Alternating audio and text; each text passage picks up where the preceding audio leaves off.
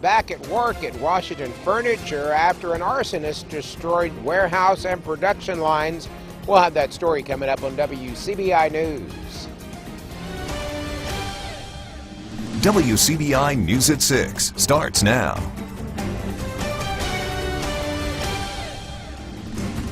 Good evening, everyone. Thank you for joining us. The probable cause hearing for a former Tupelo High School teacher accused of improper relations with a student has been delayed for a week. Circuit Court Judge Thomas Gardner granted the request for the delay made by Joey Faris. He's the attorney for Braden Bishop. Faris said his client is in a medical facility in another city and could not be at the hearing this afternoon. A petition filed by the Lee County prosecutor claims Bishop is facing 2 counts of sexual battery and 5 counts of touching a child for lustful purposes. Bishop, who taught economics and broadcast journalism at THS, was terminated by the district Wednesday. Both sides say they will be ready for next Friday's hearing. The Tupelo Police Department, the District Attorney's Office, I on behalf of the state of Mississippi and that the victim's family really would like to get the process rolling on this, get him charged, and so we can get this case to court.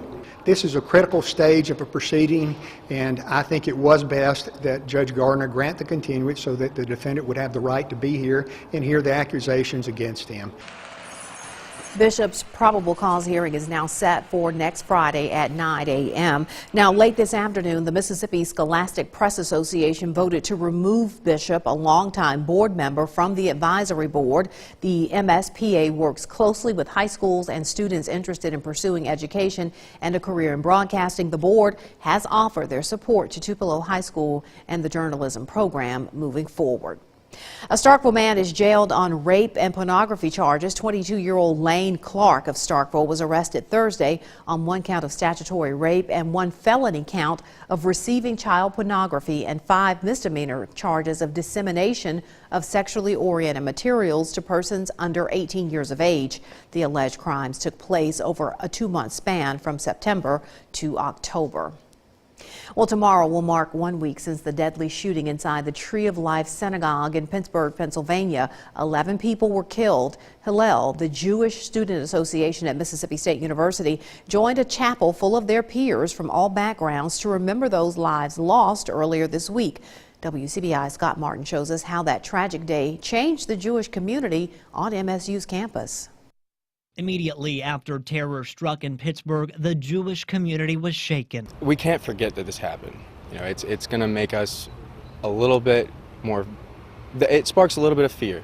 We're less than a week after it had happened, and so all these thoughts are still running through my head. Hillel holds a number of events on campus, some private, many open to everyone. Some feel a sense of security is something they've now lost. I feel like I've been robbed of some happiness thinking about it and thinking about the fact that it could have happened anywhere. It could have happened to any particular religious organization. President of Hillel, Tyler Daniels, says at larger events, security will be tighter. It's a new world in that regard, looking at getting security for our events, but it is something that both my membership, my executive board, and myself feel is an unfortunate necessity in the current time. But they won't let that stop them from worshiping. None of the Jewish students here are deterred from meeting, from gathering, from hosting religious events.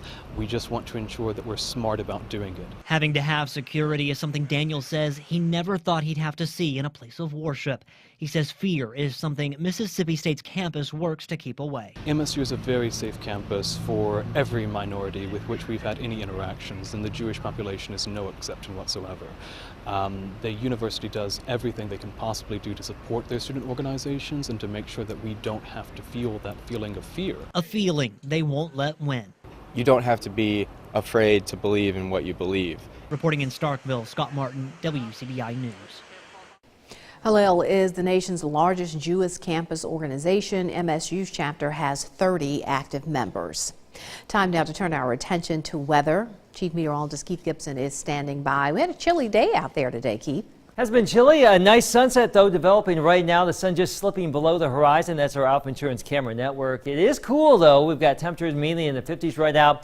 A few isolated showers across the region, a bigger batch out there in Arkansas, but we've had a few isolated showers here in North Mississippi. There are the temperatures in the 50s. Can't rule out some of those rogue showers here this evening, but for the most part, not a lot of moisture. 50s now and then some 40s later on this evening. Lows tonight down to around 40, if not a few upper 30s thrown into the mix. I'll be back with your weekend forecast, Andre, in just a few minutes.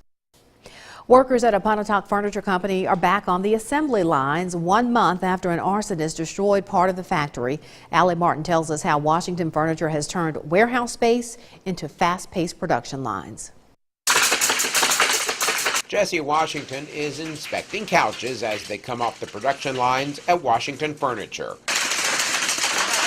He is head of quality control, and like everyone else at the company, he wasn't building furniture for nearly a month, as production lines were being set up in a warehouse on the company's Pontotoc campus. Washington says getting employees back to work was the top priority. That's why all our supervision, everybody was here, daylight to dark, as long as it took during the 3 weeks on Saturdays, whatever we had to do. The fire on September 25th started in a warehouse filled with inventory. It spread throughout the company's 300,000 square foot facility, destroying office space and production lines. The blaze was ruled arson. As cleanup began, plans were being made to convert an undamaged warehouse so production could start back up. On October 23rd, furniture was once again coming off of the assembly lines. Back in September, when you're watching the business burn and the factory burn like it did, you know, a lot of stuff crosses your mind. But our leadership quickly instilled in us that we're going to come back and we're going to be bigger and stronger than ever. And you know, as you're in here today, you can see that it's true. You know, 3 weeks from the fire, we're back up and running.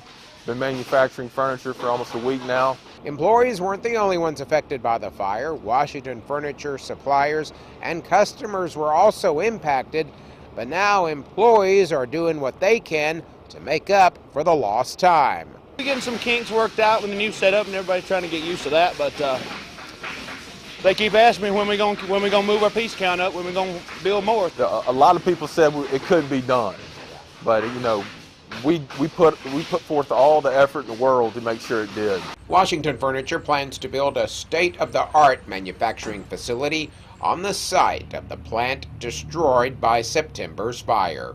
In Pontotoc, Allie Martin, WCBI News. Meanwhile, there is a $15,000 reward for information leading to the arrest and conviction of the arsonist. Area residents get an early start in on recognizing those who have served ahead of Veterans Day. We look at the celebration when we come back. You're watching WCBI's News at 6 with Andrea Self. Welcome back, everyone. Veterans Day is still a week away, but a Columbus organization is honoring those who've served today. Our Riley Livingston stopped by the special program today and talked to veterans about what these events mean to them. She joins us in the studio with more. Andrea, for many veterans, coming home from war was a day for celebration, but for many others, that celebration and recognition didn't come until many years later. Veterans across Lowndes County came together for an early Veterans Day observance Friday. Well, this is kind of a meeting of minds where vets come together, city officials who are military too. They were vets. And we're looking to grow this thing, make it bigger, and the word is out that our vets, some of them need help right now. The event is a place for old friends to reconnect, but it also serves as a delayed homecoming celebration. Well, you know, a lot of the veterans, like he talked about from the Vietnam era, weren't really welcome home.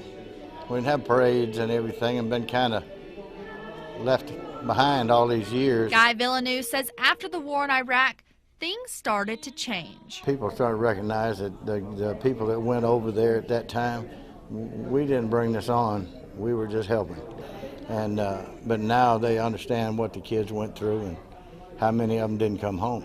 Organizer Kenny Price, a Vietnam vet himself, has two goals for today's event: honoring the service of his brothers in arms and helping them get the help they need. There's many of these vets that do not know how or where to go to get medical help. They don't know how to start the paperwork to get service connected.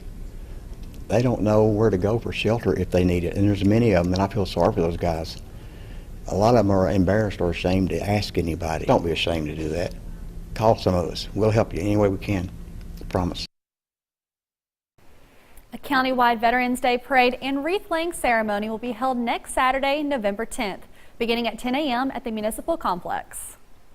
A live view in downtown Tupelo right now, a mix of stars and clouds. The sun just went down below the horizon. It's a little bit of twilight out there. Cool evening out there. Over the next 24 hours here in the city of Tupelo, down to around 40, 60s tomorrow. Your weekend forecast is next.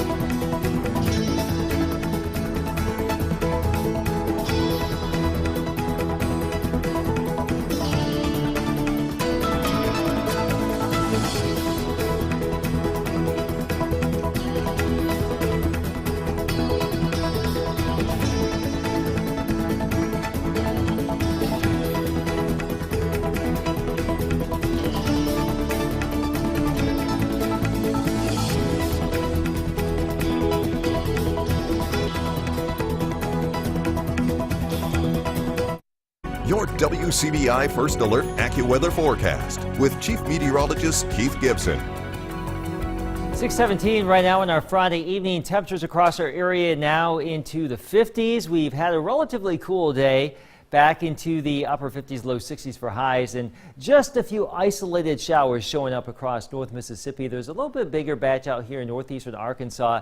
That will tend to fizzle as we get into the early evening, so it probably won't get here in that extent, but can't rule out some of these isolated showers across the northern tier. If you live farther south, probably no issues whatsoever this evening. Nice weather for our Saturday. We are looking at a chance for a shower storm here sometime on Sunday. A bigger chance for some more widespread thunderstorms Monday night, and a big huge swath here of the deep south and the mid-south may feature some strong to severe storms. So stay tuned for details on that. Jacob will keep you updated all weekend long. I do want to talk about the event we had yesterday morning. And confirmed as of right now, 14 tornadoes in the state of Mississippi, all the way from the Gulf Coast to Calhoun County. That EF0 confirmed by National Weather Service in Memphis earlier today. But most of the tornadoes here in central and southwestern Mississippi and even southern Mississippi, in general, I guess you could say our viewing area dodged the big bullet as far as the rash of tornadoes, but it is getting into some active weather this time of year, so we'll see how things go from this point forward. Into the 50s now, 60s and 70s to our southwest, and that will be in here tomorrow, those warmer temperatures. Down to around 40 tonight. The clouds will thin out everywhere later on tonight. Your Saturday, a mix of sun and clouds, a cool start, but we're back into the upper 60s to around 70 locally around here. Not too bad across the Twin States. Upper 60s to low 70s here, and a better chance for more in the way of lower 70s farther to our south. So not too bad here as we start the weekend. High pressure will remain in control of our weather Saturday. For Sunday, there will be a weak front coming on in and some showers and storms possible with that. We really warm up on Monday ahead of that next front right there that will give us a chance for some strong storms, it would appear at this time. Here's your AccuWeather 7-day forecast, and we are trending okay for this weekend. Your Saturday, very nice if you're heading out to Oxford or Starkville for the football games. No issues whatsoever. Sunday, again, there could be a little bit of rain. Don't forget to set your clocks back 1 hour in the morning. Monday night, Tuesday morning, there's that storm threat, but we are warmer, 70s, and then some more wet weather and maybe some cooler weather by the end of next week. It was a giant tailgate party in downtown Starkville today. The United Way of North Central Mississippi held its annual citywide tailgate. Retailers, restaurants, and city officials set up booths in the downtown area, all of them complete with food and fun.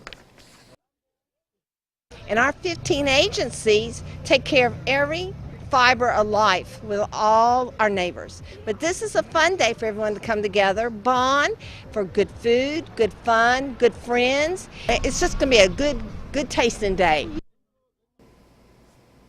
The food looks really good. It does. Okay, this event is a fundraiser to help United Way fund its member agencies.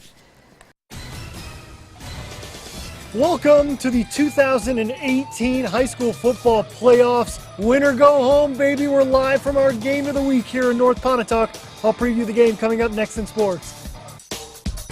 WCBI Sports with Tom Ebel is brought to you by your local Ford dealers. Go further.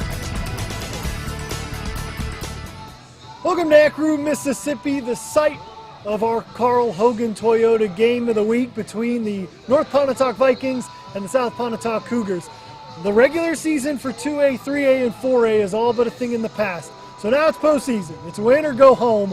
And does it get any bigger than rivalry football in the first round of the 3A playoffs? A ton of great matchups all over our area, but this one might top it. There's always a little bit of bad blood between the Cougars and the Vikings. And if you look at the past 10 years, this series has belonged to North Pontotoc. They've won 9 of the past 10 matchups over the past decade, with the one loss being last year in an insane 49-41 win for South Pontotoc. But if we're talking 2018, this is the second time these teams will meet up this year. They met in the middle of the season, North Pontotoc getting the win 29-14. And a little bit of a game much different than we're used to in the past. Of course, North Pontotoc, we've known with Clark Mills and Jacques Berry, they're the shootout squad for the past couple of years, but now they're led by Corley Hooper. I dare anyone to find a stat line like Mr. Hooper's. The man has almost 30 total touchdowns as QB and running back, so I think he has 16 as throwing, 19 passing. He's also racked up 137 tackles this year. Find me a quarterback that has thrown for 16 touchdowns and has over 130 tackles. So he's the guy to watch for North Pontotoc. But for South Pontotoc, it's the guys we've been talking about that have really built this Cougar program. Eddie Ivey, Brett Riley, those are the two constants through the South Pontotoc offense. So it's going to be a heck of a game here. We're looking forward to seeing what happens and who advances to the next round. But also some other big games all around our areas. 1A, 5A, and 6A try and punch their tickets to the postseason. Tupelo and Oxford in a big one. That'll decide who's the 2, 3, and 4 seed out of Region 1 6A, with Horn Lake already being locked in at 1. Also, Biggersville and Smithville, that's a battle between two division undefeateds. Biggersville's undefeated this year, so we'll see what the Seminoles have in store for them. Also, New Albany traveling to Wcbi County. It's an interesting 4A matchup with a very good offense taking on a very good defense. And man, it just keeps on piling up, all the great matchups as we begin the postseason. We'll talk much more about 1A, 5A, 6A postseason coming up tonight at the End Zone. Make sure you tune in at 10:07 as we recap the big night of Week 12 of high school football. But for now, reporting here in North Pontotoc, Tom Ebel for WCBI Sports. With a last look at that forecast next. Chilly tonight, but our Saturday warmer than today. We should get back up to around 70 in some spots. Not too bad, lots of sun. For Sunday, a little bit of rain. Again, don't forget to set your clocks back 1 hour this weekend. That's right, yeah. The next chance for some strong storms Monday evening, Monday night. So Jacob Dickey will be here this weekend, and he'll keep you updated. Of course, Election Day coming up on Tuesday, so some of those early morning poll openings might be affected. Right, we're watching it. We're hoping the storms will get out. All right, see you tonight at 10.